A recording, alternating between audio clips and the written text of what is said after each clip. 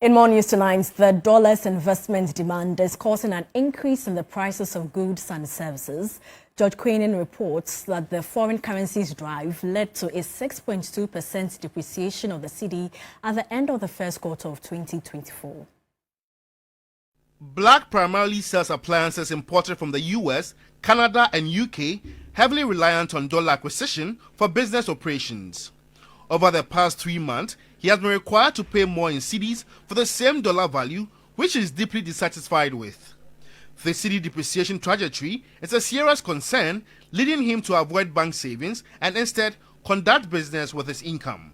I'm a proud old student of Pope John Senior High School, and so we have a party at the end of this month. And so I came here personally to inquire about the price of this very speaker last week.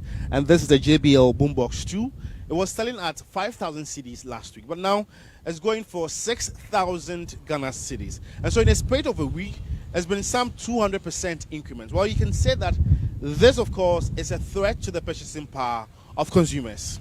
A businessman's profit margin relies on import costs, causing a ticking time bomb as high demand for dollars is rapidly turning into investment. What people do now is to buy dollars, hoard them, and sell them when the foreign currency appreciates. Economic analyst Courage Boti argues that the dollar should only be demanded when necessary. The inflation we experience, the pass-through of exchange rate depreciation to general prices, will end up hurting you even more than the returns you make on a dollar.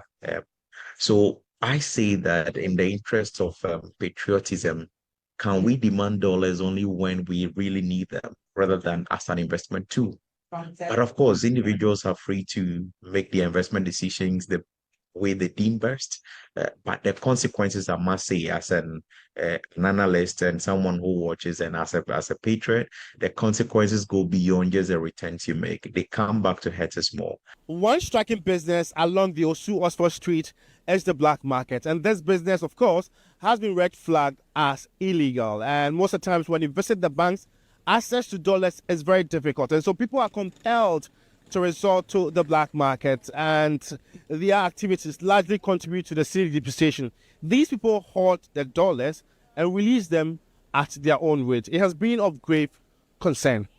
The expert attributes the situation to a systematic failure. If the systems are not working and are not tracking the flows of these funds in the system, we would have a thriving parallel market, which would drive the official market and make life difficult for all of us. So Bank of Ghana has to be on its toes, but even as operators of these institutions, forest bureaus, and all the currency dealing points, we need to be aware that our actions go beyond our individual parochial interests of making profit.